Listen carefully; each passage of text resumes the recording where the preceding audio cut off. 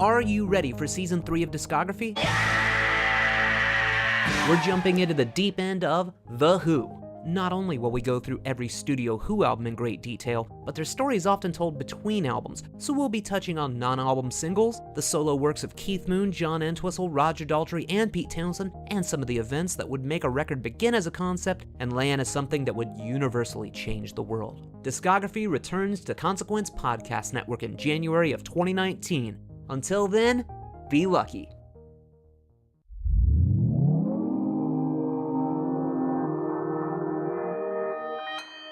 Consequence Podcast Network.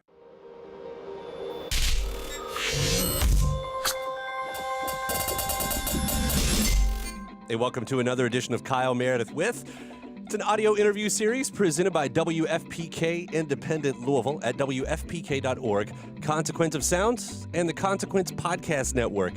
Wherever you're at, take a second to hit that subscribe button, wherever you're listening from today.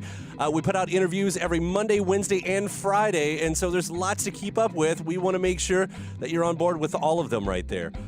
I'm Kyle Meredith. Today, my guests, Altitudes and Attitudes. Now, this is the group with Dave Ellefson from Megadeth and Frank Bello from Anthrax. They got together a handful of years ago to kind of see what it felt like, put out an EP, and now they're finally getting around to the full album. It's called Get It Out. It just got released earlier this year, and it's some of the best work either one has ever done, which is saying a lot, by the way, because we're talking about Megadeth and Anthrax, two of the greatest metal bands of all time. So you put two of the bass players together, and what you get, somewhat surprisingly, by the way, is a really catchy disc. So I got to talk with both of them about this, as well as some of the guests they have on here. Ace Frehley of Kiss is on the disc, and they've got some Kiss stories. And we'll also get an update on Megadeth and Anthrax and what's ahead for their year. I'm sure you can tell I'm a big fan of this record. It's Kyle Meredith with Altitudes and Attitude. Kyle, how are you, man? Yeah, really a pleasure to talk to you. Congratulations on Get It Out. What a fun record this is. Nice, thank you. Thank you for that. Yeah, and I should say, it's a really catchy record, too. I mean, I don't. That's not always attributed to everything you guys do in your other jobs, but there's something about this one that feels a bit more. I don't know how to paint that. I can sing along in a little bit of a different way than I usually do, and I don't know. Musically, I guess this is a chance for you guys to flex that different muscle than Megadeth and Anthrax. How conscious of you were that it needed to be its own thing? I don't think we were. We just let the music and these songs just take it where it needed to go. And you're right. You don't have to put on your angry face, which is okay. That's fun to do once in a while too. But I think in this one, there's kind of it feels good on the soul. Someone told me that this week. They said, it feels like you guys are right where you need to be on this album. And that's probably one of the biggest compliments you can get as a performer and as an artist. Oh, it is good. And I've heard, especially in the press release, the word primal scream therapy was used. And as we talk about, it being sort of a fun record, that is the flip side to it. I mean, I know, Frank, there's lots of reaching back to some really, it sounds like, tough moments in the lyrics.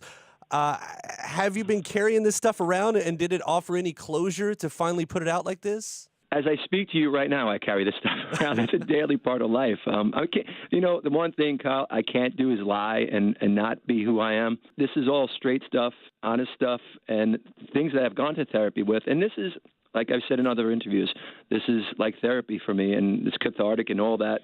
All that stuff happened. And look, I'm not shying away from it. I confront it, and it is what it is. And this helps, believe it or not. It helps, and it's storytelling, but It really helps getting it out.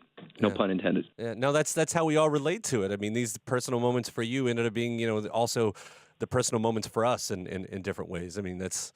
Yeah, man. The one thing I found from talking to people in interviews and people who have heard the record now, they're connecting with it, which is great in their way. And that's all you want to do as a songwriter. All you want to do is connect with people and see, look, if I could write a lyric or a music piece, or Dave could write something that makes a person feel better about life and what they've been through, man, that's just cherry on top right there.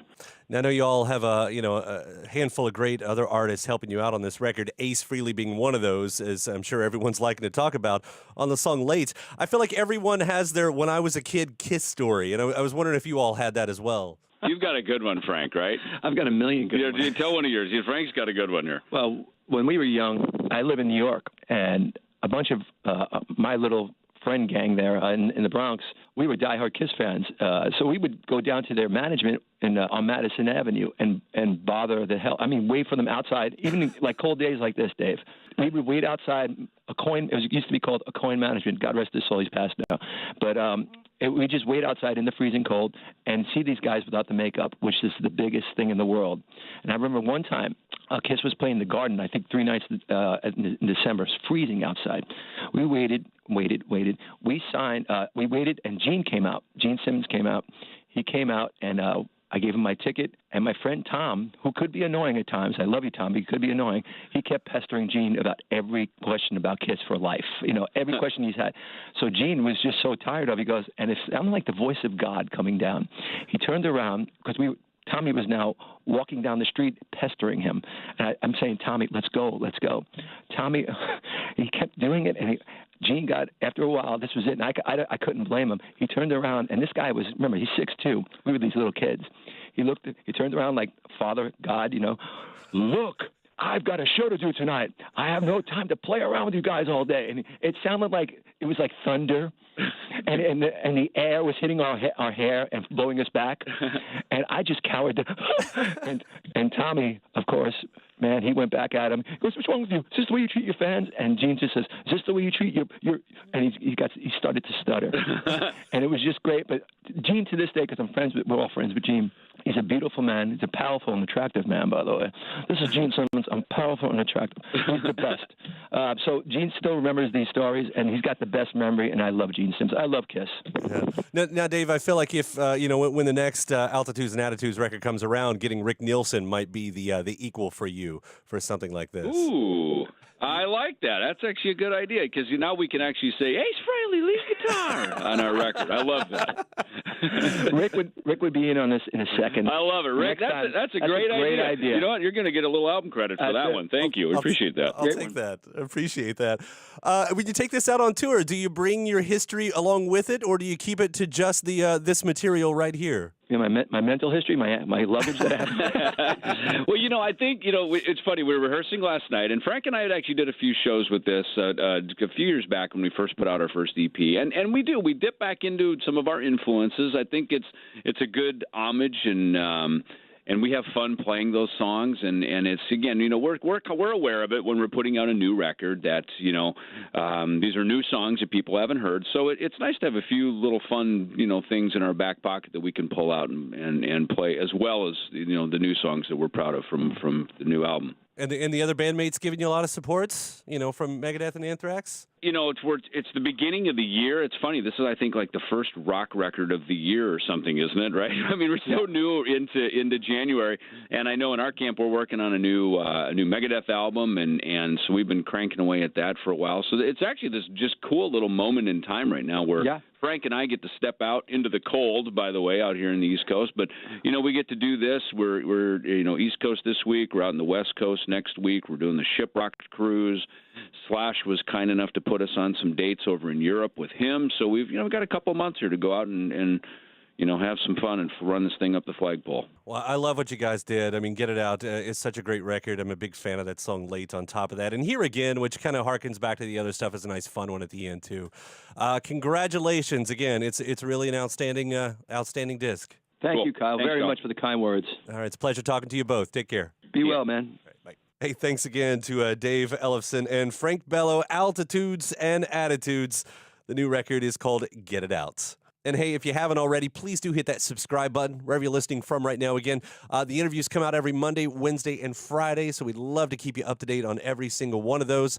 You can subscribe at YouTube, at Spotify, Apple Podcasts, Acast, Podchaser, really wherever you're listening from right now. I'm sure there's a subscribe button right in front of you.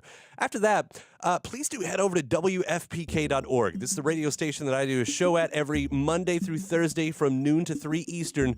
And you can also find some bonus episodes of this series over there as well. You can find me at Twitter at Kyle Meredith, Facebook/Kyle Meredith. That does it for another edition. I'm Kyle Meredith. I'll see you next time.